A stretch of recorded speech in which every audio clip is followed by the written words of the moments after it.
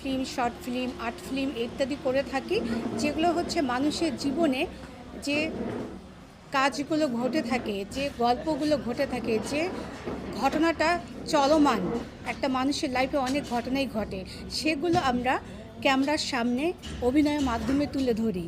এবং এখানে বিভিন্ন আমরা শর্ট ফিল্ম করে থাকি, শর্ট ভিডিও করে থাকি, যেগুলো আমরা মানুষের কথাগুলো তুলে ধরার চেষ্টা করি অভিনয়ের মাধ্যমে। আপনারা সবাই দেখবেন, এগুলো দেখলে নিশ্চয়ই আপনাদের কাজে আসবে। অবশ্যই পজিটিভ যেটা সেটা গ্রহণ করবেন, আর যেটা নেগেটিভ সেটা বর্জন করবেন। এবং সবশেষে সবাইকে বলবো, সবাই পাশে থাকবেন।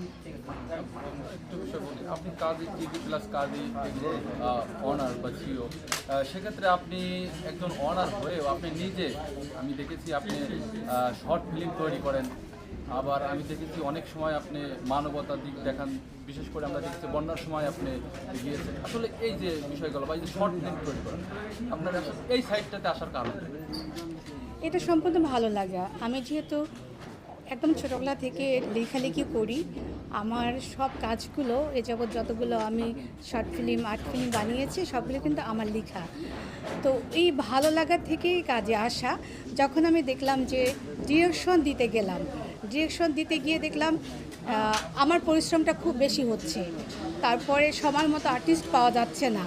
মূলত এই উদ্দেশ্যে আমার অভিনয় আসা, যে আমি সময় মতো কোনো আর্টিস্টকে পাচ্ছি না। এবং আমাদের যেহেতু আমাদের ক্ষুদ্র পরিসরে কাজগুলো করা, আমরা শুধুমাত্র অনলাইন ভিত্তিক কাজগুলো করে থাকি, কোনো স্যাটেলাইট টিভিতে আমাদের কাজগুলো যায় না।